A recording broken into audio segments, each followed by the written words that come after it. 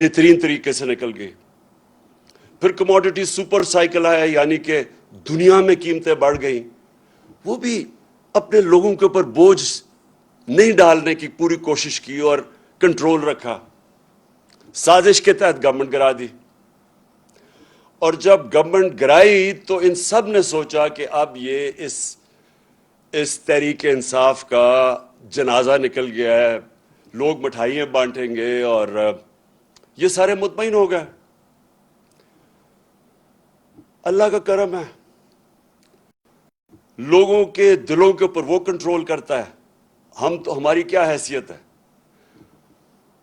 हमारे रब ने लोगों के दिल ऐसे मोड़े कि पब्लिक सड़कों के ऊपर आ गई। अल्लाह ने लोगों में बेदारी पैदा की, शऊर आ गया कौम में, कौम सड़कों पर निकलना शुरू हो गई। उसके बाद हमने एक पुरअमन एहतजाज की कॉल दी 25 मई को।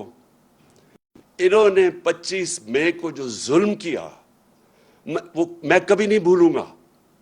नाम मेरे वो जो फैमिलीज निकली, जो हमारे एमपीज, हमारे कारकुनों के घरों पे 3-3 बजे रात के छलांगे मार के पुलिस आई, और जो उन्होंने खौफ फैलाया, जो शेलिंग की गई।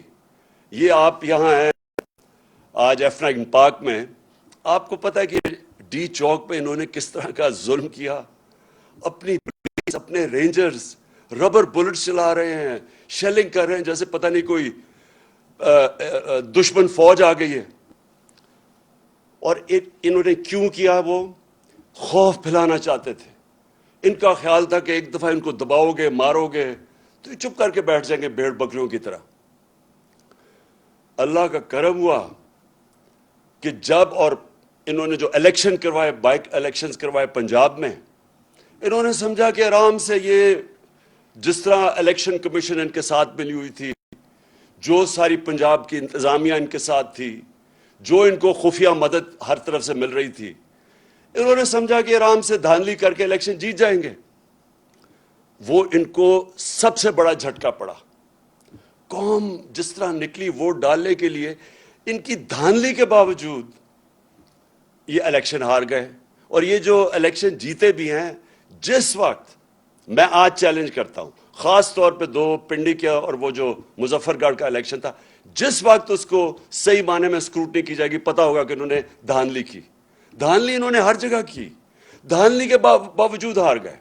पंजाब की गवर्नमेंट बन गई, पैसा इन्होंने चलाया, इन्होंने पहले हमारे लोगों के ऊपर पैसा चलाया, खरीदा, लोगों को लोटे बनाए।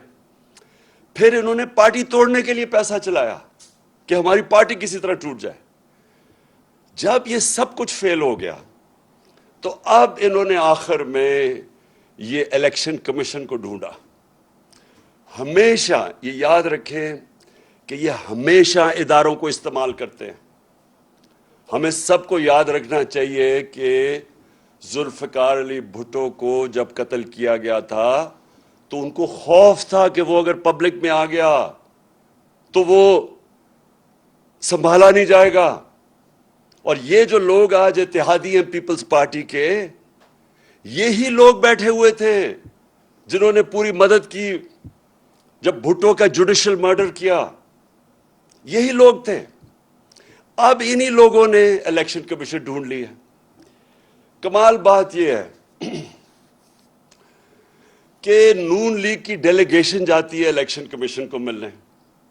अब ये सोचें कि इलेक्शन कमीशन के अंदर केस चल रहा है और इनकी डेलीगेशन जाती है, सीनियर डेलीगेशन, इलेक्शन कमीशन के पास, और कहीं के तहरीक इंसाफ का फंडिंग केस जल्दी से करो। और वो ऐसा उनका हुक्म मिलता है कि वो ये आपके सामने ये जो फाइंडिंग्स हैं, ये फैक्ट फाइंडिंग है, ये असल में उनके जो हदूद थे उसे बाहर निकल गई इलेक्शन कमीशन। ये चीजें कह ही नहीं सकती थी। मैं भी इनके ऊपर जरा 3-4 चीजें आपके सामने लेके आता हूं। ये कर ही नहीं सकती थी जो इन्होंने किया है। और इसके पीछे खौफ है। और खौफ किस चीज का है? कि कौम आजाद हो रही है, कि कौम इनके जो जकड़ों, ये जो उन्होंने पकड़ा हुआ था कौम को, उससे निकलती जा रही है। हर किस्म का कंट्रोल करो, कौम नहीं निकल रही। नहीं, कौम संभाली नहीं जा रही। اس کو کنٹرول کرو, اس کو غلام بناؤ. الیکشن کمیشن ایک طریقہ ہے. الیکشن کمیشن کیا طریقہ ہے؟ اس سے کیسے قوم غلام بنتی ہے؟ کیونکہ یہ لوگ ووٹ کسی کو ڈالتے ہیں, الیکٹ کسی کو کر دیتے ہیں. الیکشن کمیشن کو انہوں نے اس طرح کا بنا دیا ہے کہ اس کے ذریعے آرام سے کنٹرول ہو سکتی ہیں حکومتیں, کتنی سیٹیں کس کو دینی ہیں, کس کو کیا دینی ہے. اس لیے میں نے پوری کوشش کی, 2.5 سال کوشش کرتا رہا کہ الیکٹرانک ووٹنگ مشینز آئیں. میں پھر سے اپنی ساری قوم کو بتانا چاہتا ہوں مجھے اس سے کیا فائدہ تھا. الیکٹرانک ووٹنگ مشین سے فائدہ یہ ہونا تھا کہ یہ جو کنٹرول کرتے ہیں نا خفیہ ہاتھ بیٹھ کے رزلٹ, وہ نہیں کر سکتے اس سے, کیونکہ جیسے ہی الیکشن پولنگ ختم ہوتی ہے بٹن دباتے اور رزلٹ آ جاتا ہے سامنے. وہ جو گیم چلتی ہے, جیسے ہی پولنگ ختم ہوتی ہے اور رزلٹ اناؤنس ہوتا ہے, اس کے بیچ میں جو چکر چلتے ہیں, جو ہر قسم کے حربے استعمال کیے جاتے ہیں. پٹن ایک ہمارے جاننے والے نہیں, یہ ایک این جی او ہے جو کہ الیکشنز کی سرویز کرتا ہے. اب پٹن کے مطابق اس این جی او جو الیکشنز کے تجزیہ کرتا ہے, جو ان کے اوپر سرویز کرتا ہے, اس کے مطابق میں یہ پہلے بھی کہہ بیٹھا ہوں, میں اپنی ساری قوم کو آ کے سمجھیں کہ میں کیوں کوشش کر رہا تھا کہ ای وی ایم آئیں, الیکٹرانک ووٹنگ مشینز آئیں. کیونکہ اس پٹن کے مطابق 163 طریقے ہیں الیکشن میں پاکستان میں دھاندلی کرنے کے, اور 163 میں سے 130 طریقے ختم ہو جاتے ہیں الیکٹرانک ووٹنگ مشین سے. اس لیے ہم کوشش کر رہے تھے. دوسری ٹیکنالوجی کا جو استعمال تھا, یہ اس سے ساری دنیا, ہندوستان بھی اس ای وی ایم کی ٹیکنالوجی, ایران بھی یہ استعمال کر رہا ہے. میرے پاکستانیوں, جب میں کرکٹ کھیلتا تھا تو جب میرے کرکٹ شروع کی میں نے, تو اپنے امپائر کھڑا کرتے تھے. جس ملک میں جائے اس کے اپنے امپائر ہوتے تھے. اس کا نتیجہ کیا ہوتا تھا کہ جب بھی کوئی ٹیم باہر ہارتی تھی, وہ یہ نہیں کہتی تھی کہ ہمیں اگلی ٹیم نے اچھی گیم کھیل کے ہرایا ہے, وہ یہ کہتے تھے کہ امپائروں نے ہمیں ہرا دیا ہے. پاکستان اور انڈیا کے میچ میں خاص طور پہ اتنی کشیدگی ہوتی تھی آپس میں, کیونکہ وہ دونوں ٹیمیں, جب اگر ہم ہندوستان میں کھیلتے تھے ہم سمجھتے تھے ان کے امپائر ان کی مدد کر رہے ہیں, وہ جب یہاں کھیلتے تھے وہ سمجھتے تھے ہمارے امپائر کرتے ہیں. تو میں وہ کیپٹن تھا اور ہماری وہ پاکستان ٹیم تھی, دنیا کی تاریخ میں پہلی دفعہ ہم نیوٹرل امپائر لے کے آئے, اور اس کے ساتھ ساتھ ٹیکنالوجی آئی. آج کرکٹ کے میچ میں جو آپ کرکٹ دیکھتے ہیں, ٹیکنالوجی اور نیوٹرل امپائرز کی وجہ سے جو جیتتا ہے اور جو ہارتا ہے سب تسلیم کر لیتے ہیں. یہی میری کوشش تھی اس کی الیکٹرانک ووٹنگ مشینز پہ. لیکن کس نے اس کو روکا؟ یہ دو جماعتوں نے روکا. ان دونوں نے پورا زور لگایا تاکہ یہ نہ آئے مشینز. اور ان کے ساتھ کون ملا ہوا تھا؟ جس نے اب ان کے ساتھ مل کے یہ فیصلہ کیا ہے, الیکشن کمیشن آف پاکستان. انہوں نے ان کے ساتھ مل کے پوری طرح سیبوٹاج کیا کہ ہم کسی طرح الیکٹرانک ووٹنگ مشین نہ لائیں. اس سے اب صرف یہ سوچیں کہ اس کو مجھے کیا فائدہ تھا, اس کا مجھے نیوٹرل امپائرز کا کیا فائدہ تھا. اور اس کا صرف مقصد یہ تھا کہ کنٹرول ہو سکتے ہیں. میرے پاکستانی قوم, آپ کنٹرول ہو سکتے ہیں.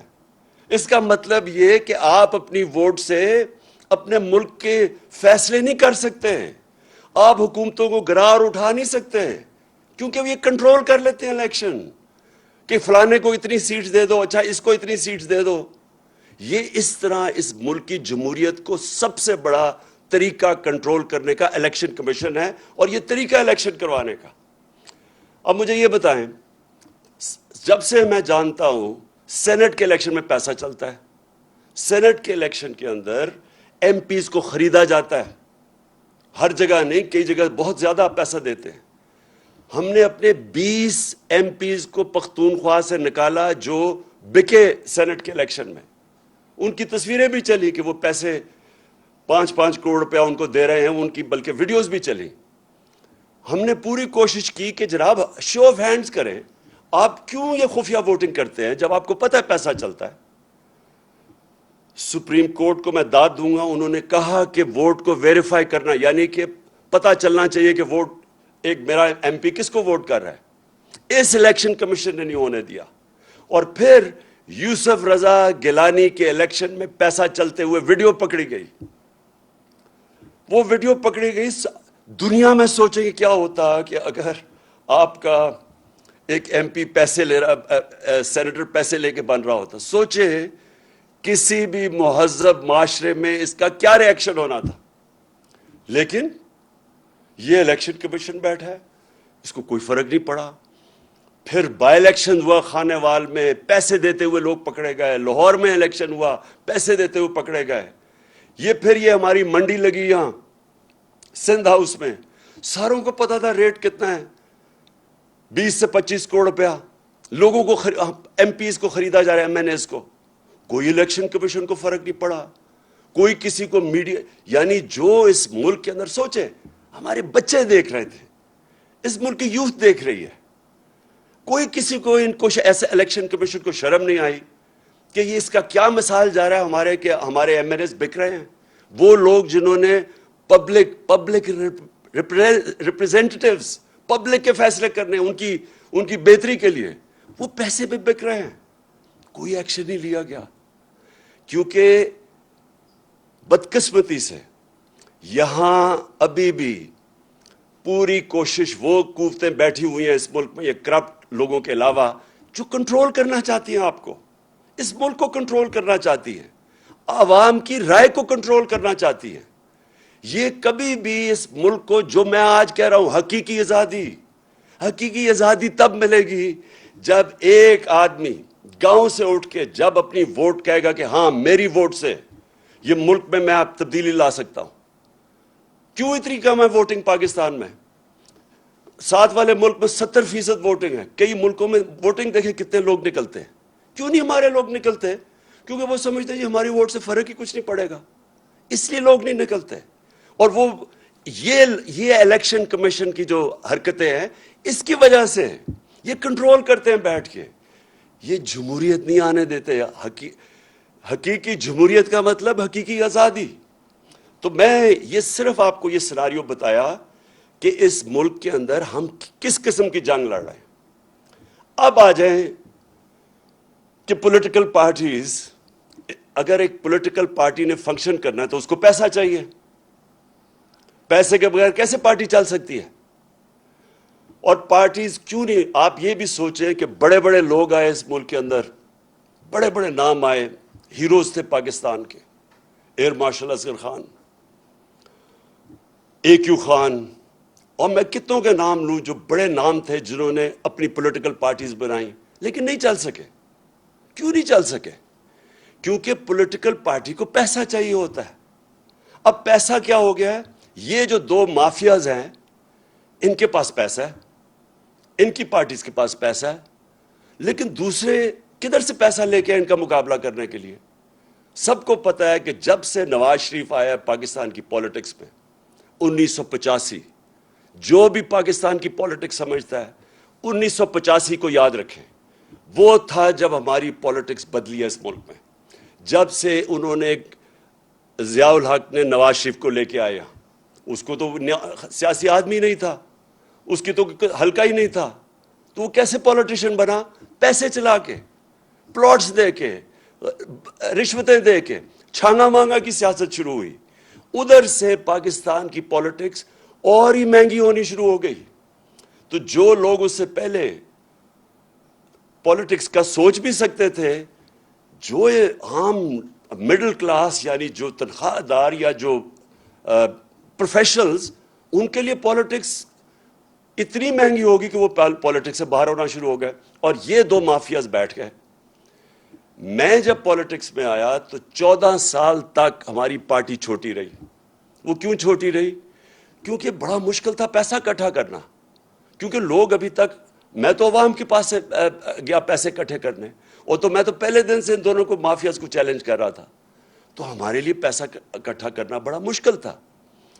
اللہ کا کرم ہوا تب بھی اس نے لوگوں کے دل بیدار کیے, لوگوں کے دل موڑے, اور لوگوں نے پیسہ دینا شروع کیا. سب سے پہلے پیسہ کس نے دیا؟ بیرون ملک پاکستانیوں نے. انہوں نے کیوں پیسہ دیا؟ کیونکہ وہ سمجھ گئے تھے جو بیرونی ملک پاکستانی ہیں ان میں شعور ہے, کیونکہ انہوں نے ڈیموکریٹک سسٹمز دیکھے ہوئے ہیں, برطانیہ میں بیٹھے ہوئے ہیں, امریکہ میں بیٹھے ہیں, یورپ میں ہیں. ان کو پتہ ہے کہ ڈیموکریٹک سسٹم ہوتا کیا ہے. انہوں نے دیکھا کہ یہ دو مافیاز آ رہے ہیں, باریاں لے رہے ہیں, پیسے بنا رہے ہیں, تو انہوں نے سب سے پہلے مجھے سپورٹ کیا. تو وہ کیسے سپورٹ کیا؟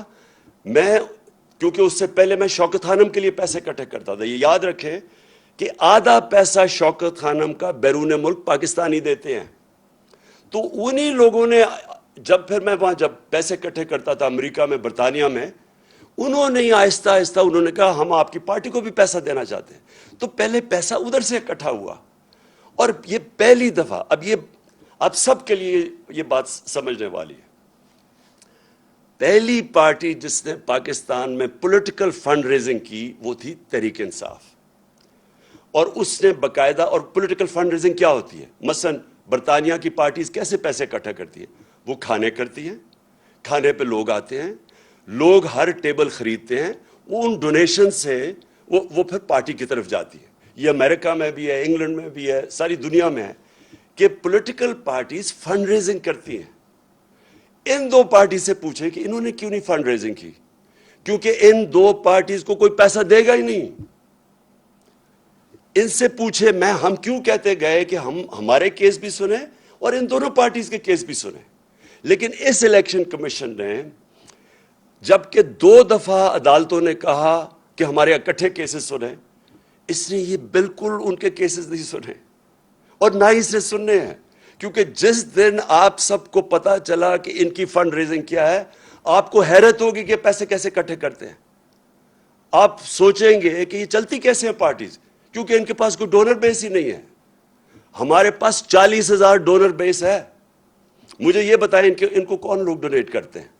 تو وہ اسی لیے ان کی فنڈ ریزنگ سامنے نہیں آ رہی. تو ہم نے سب سے پہلے فنڈ ریزنگ شروع کی. دنیا میں گیا, ہمیں بلائے, ہم نے اپنے سیلز کریٹ کیے, ہماری پی ٹی آئی امریکہ بنی, پی ٹی آئی برطانیہ بنی, تھوڑے تھوڑے پیسے شروع کیے. اس طرح ہماری پارٹی اوپر آنی شروع ہوئی. اب یہ جو الیکشن کمیشن کہہ رہا ہے, جہاں تک مجھے یہ سمجھ آئی ہے, یہ تو یہ اگر آپ اس کو غور سے دیکھیں تو یہ کہہ رہا ہے کہ بیرون ملک کی سے پیسہ اکٹھا, وہی غلط ہے. یہ تو کہہ رہا ہے وہ فورن فنڈنگ ہے. تو یہ مجھے یہ سمجھائیں کہ اگر یہ فورن فنڈنگ ہے تو یہ جو پاکستان کو 31 ارب ڈالر بیرون ملک پاکستانی ریمیٹنس بھیجتے ہیں, وہ کیا ہے پھر؟ اگر وہ پیسہ نہ ہے تو پاکستان اگلے دن بینکرپٹ ہو جائے. تو یہ اپنے لوگ ہمیں پیسے دے رہے ہیں. انہوں نے جس طرح میں نے کہا آدھا پیسہ شوکت خانم کا ہر سال بیرون ملک پاکستانی بھیجتے ہیں. جب یہاں زلزلہ آتا ہے تو سب سے زیادہ پیسے وہ دیتے ہیں, جب یہاں سیلاب آتا ہے وہ کنٹریبیوٹ کرتے ہیں. تو یہ الیکشن کمیشن تقریباً یہ کہہ رہا ہے کہ اوورسیز پاکستانی جب آپ کو پیسے دیں گے تو یہ ہو جائے گا فورن فنڈنگ. میں اس سے ایک اور سوال پوچھتا ہوں کہ کیا آپ کو پتا بھی ہے کہ فنڈ ریزنگ ہوتی کیسے پولیٹیکل؟ کیا آپ نے تحقیقات کی اس پہ؟ انہوں نے کہا جو ایل ایل سی بنی ہوئی ہے ہماری امریکہ میں, اس نے کہا کہ یہ کوئی فورن کمپنی ہے. آپ سب کے لیے یہ سمجھنے کی بات ہے, ایل ایل سی کا مطلب جو لمیٹڈ لائبلٹی کمپنی بنتی ہے امریکہ میں, یہ قانون کے مطابق آپ کو بنانی پڑتی ہے.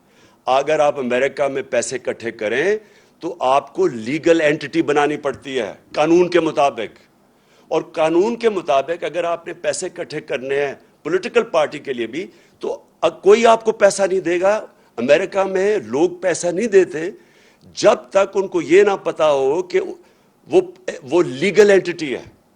شوکت خانم کے لیے میں جب پیسہ اکٹھا کرتا ہوں انگلینڈ سے اور امریکہ سے, تو ہمارا IKCA رجسٹرڈ چیریٹی ہے. لوگ اس کو پیسہ دیتے ہیں, وہ ڈائریکٹ پیسہ ہمارے پاس نہیں بھیجتے, وہ پہلے ادھر پیسہ دیتے ہیں, ادھر سے پیسہ آتا ہے. اسی طرح جو پاکستانی LLC کو پیسہ دیتے ہیں وہ ہمارے پاس آتا ہے. تو یہ فورن فنڈنگ نہیں ہے. فورن فنڈنگ ہے کیا؟ فورن فنڈنگ یہ ہے کہ جب آپ کسی اور بیرون ملک سے پیسہ اکٹھا کریں کیونکہ وہ آپ کی پالیسی متاثر کر سکتا ہے. فورن فنڈنگ یہ ہے کہ آپ کسی ملٹی نیشنل کمپنی سے پیسہ اکٹھا کریں. مثلا نیسلے ہے, اگر آپ اس سے پیسے لیں تو یہ آپ کی پالیسی متاثر کر سکتا ہے, اس لیے یہ اس کو یہ پروہیبٹڈ فنڈ ریزنگ ہے. اور فورن فنڈنگ یہ بھی اب انہوں نے 2017 کے بعد قانون بنایا کہ فورن فنڈنگ یہ ہے کہ اگر بیرون ملک کوئی کمپنی سے بھی پیسہ لے تو وہ غلط ہے. ہمارے سارے پیسے یہ جو ساری رپورٹ آئی ہے یہ ہے 2012 کی. تو سب سے پہلے تو 2012 کی جو رپورٹ آئی ہے, میں یہ چاہتا ہوں کہ اس وقت آپ ذرا ویڈیو دیکھیں جن کو انہوں نے کہا ہے کہ یہ فورن فنڈنگ ہے. میں ذرا چاہتا ہوں کہ یہ ذرا ویڈیو چلائیں تاکہ آپ سب دیکھیں کہ کس کو کہہ رہے ہیں کہ فورن فنڈنگ ہے.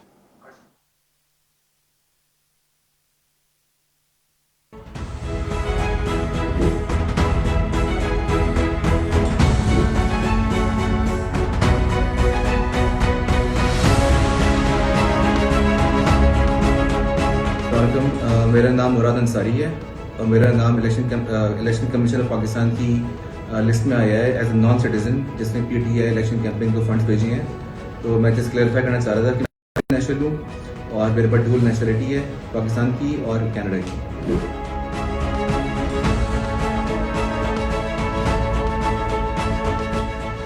تو میں نے سوشل میڈیا پہ ایک لسٹ دیکھی جس میں فورن نیشنل ڈونرز کی لسٹ میں میرا نام بھی انہوں نے شامل کیا ہوا ہے, جس میں مجھے بڑی حیرت ہوئی. اور میرے نام کے آگے انہوں نے لکھا ہوا ہے ناٹ پاکستانی. میں الیکشن کمیشن اور سارے پاکستان کو یہ بتانا چاہتی ہوں کہ الحمدللہ میں پاکستانی ہوں, پاکستان میں پیدا ہوئی ہوں, پی ٹی آئی سپورٹر 1996 سے ہوں.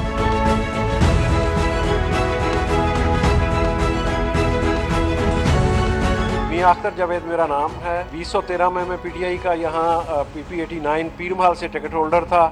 میری کمپنی زین کاٹن پرائیویٹ لمیٹڈ 1992 میں رجسٹرڈ ہوئی تھی فیصل آباد میں, جس کی رجسٹریشن اور ڈاکومنٹ سارے میں نے دکھائے ہیں. میں نے پارٹی کو 10,000 روپے چندہ دیا تھا, جو کہ انہوں نے ابھی میرے دوست نے بتایا کہ آپ کا نام فارن فنڈنگ میں آ گیا.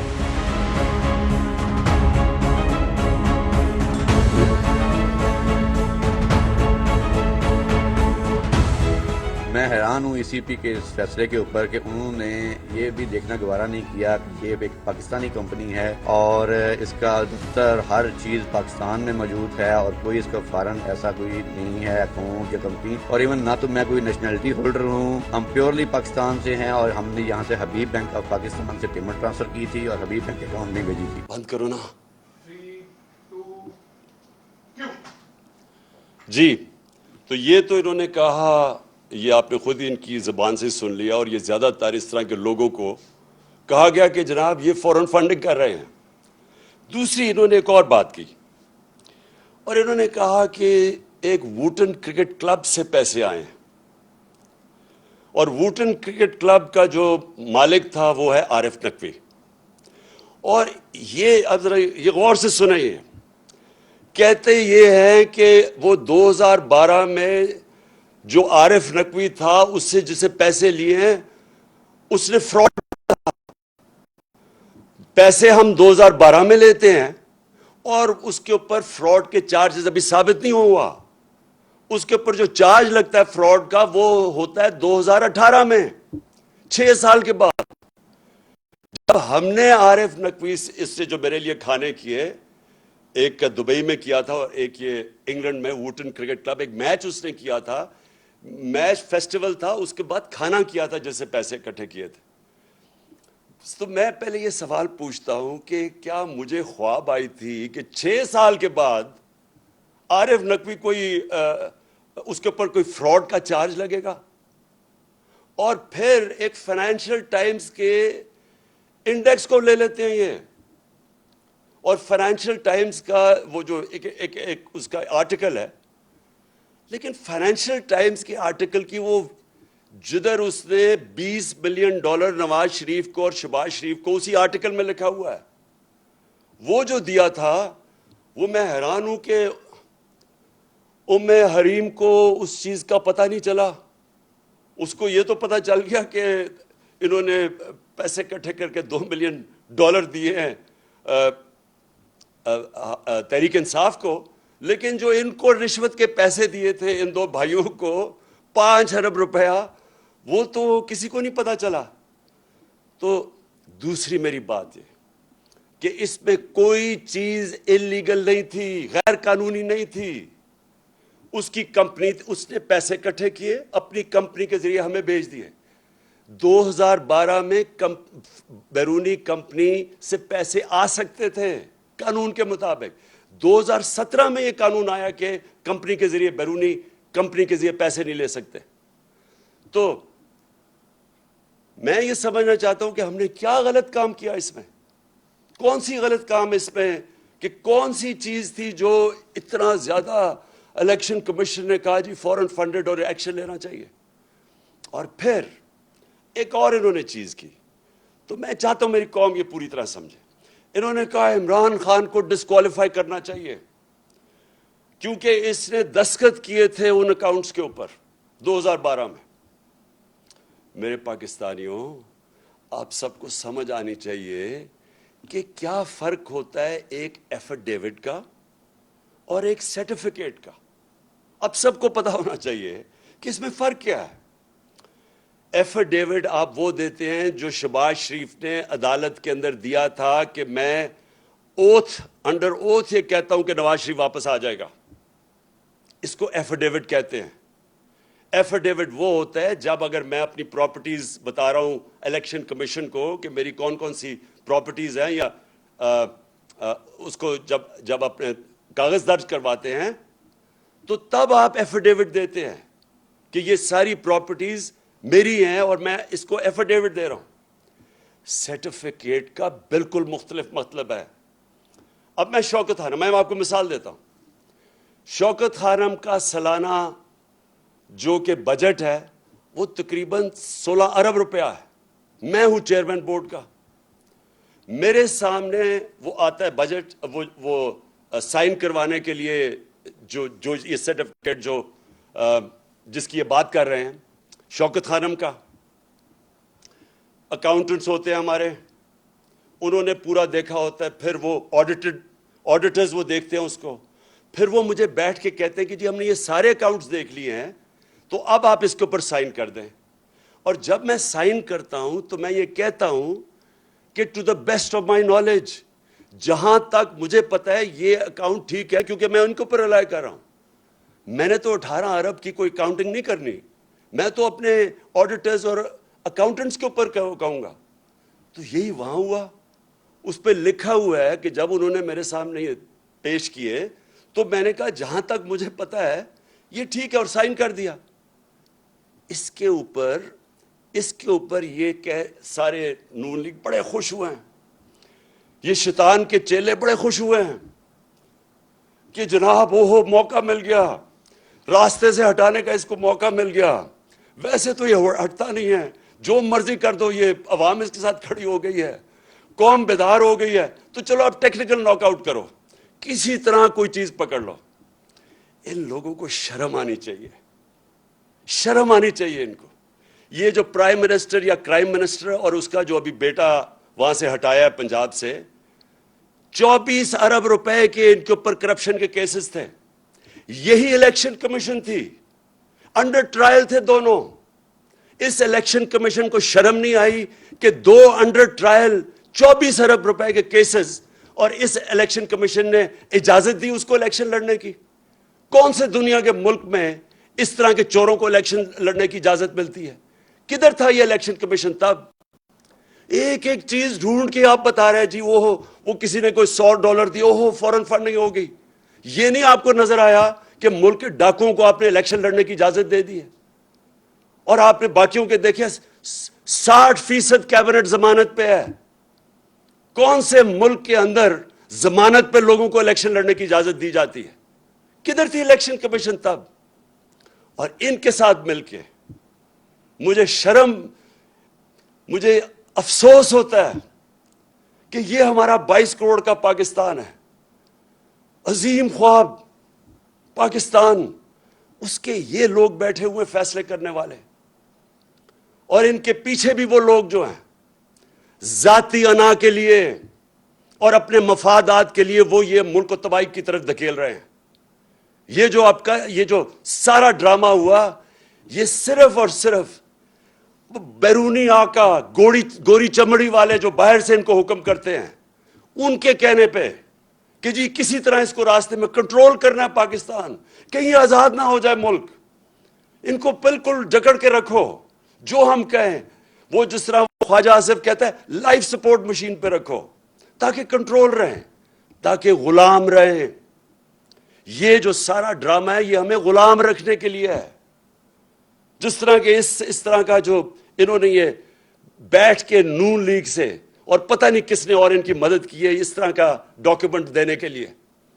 میرے پاکستانیوں یہ غور سے سن لیں, یہ آپ کو جو بھی کریں گے ڈرانے کی, دمکانے کی اور یہ میڈیا کے ساتھ مل کے پروپیگنڈا کرنے کی, آپ کو سمجھنا چاہیے کہ اس وقت جنگ ہے حقیقی آزادی کی. ہم نے آزاد ہونا یا نہیں ہونا, یا اسی طرح ہی چلتے رہنا ہے. پیچھے سے ڈوریاں کنٹرول ہوئی, الیکشن کمیشن کبھی آ گیا, میڈیا کے ذریعے کبھی کسی کی پروپیگنڈا کر کے کسی کو برا بھلا کہہ دیا, اور یہ چور جو 30 سال سے چوری کر رہے ہیں یہ ملک کے اوپر بیٹھے ہوئے ہیں. یہ ملک بنا تھا, میں پھر سے آپ ساری اپنی قوم کو جگانا چاہتا ہوں, لا الہ الا اللہ اس کا نعرہ تھا. کوئی نہیں ہے خدا سوائے اللہ کے. یہ ہمیں ان جھوٹے خداؤں یا بیرون ملک کے ان آقاؤں کے سامنے جھکانا چاہتے ہیں, اور یہ کنٹرول کے طریقے ہیں. یہ صرف کہ کسی طرح ہم کنٹرول کر لیں ان کو. یہ قوم, میں آج آپ کو کہوں کہ جو 4 مہینے میں میں نے اپنی قوم کو دیکھا ہے, مجھے سب سے زیادہ خوشی یہ ہے کہ یہ قوم میں بیداری آ گئی ہے. یہ کسی صورت جو مرضی حربے استعمال کر لیں, یہ جو بیداری اور شعور کا جن نکلا ہے بوتل سے, یہ واپس نہیں جائے گا. اب یہ نبی صلی اللہ علیہ وسلم کی کہ عاشق ہے یہ قوم. یہ لا الہ الا اللہ اس نعرے پہ بننے والی قوم ہے. یہ کسی صورت ان چوروں کو اور ڈاکوؤں کو اور ان کے پیچھے جو کنٹرول کر رہے ہیں اس ملک کو, یہ اب ان کے کنٹرول سے باہر نکل گئے ہیں. لیکن میں آپ سب کو کہہ دوں کہ یہ آسانی سے جنگ نہیں جیتی جائے گی. یہ نہ سمجھ, یہ شروعات ہیں ابھی. یہ جو لوگ ہیں جن کو میں شیطان کے چیلے کہتا ہوں, یہ آرام سے اتنی دیر سے اس ملک کا خون چوس رہے ہیں, یہ جانے نہیں لگے. آپ سب کو میرے ساتھ مل کے جدوجہد کرنی پڑے گی, اور انشاءاللہ میرا یہ اللہ پہ یقین ہے. پھر سے میں کہتا ہوں, جو میں نے 4 مہینے سے یہ دیکھا قوم کے اندر بیداری, جس طرح قوم نکلتی ہے باہر, انشاءاللہ ہم اس سفر پہ نکل گئے ہیں جدھر ہم حقیقی طور پہ اپنے ملک کو آزاد کریں گے. پاکستان پائندہ باد. کوئی چیز تو نہیں میں نے مس کی؟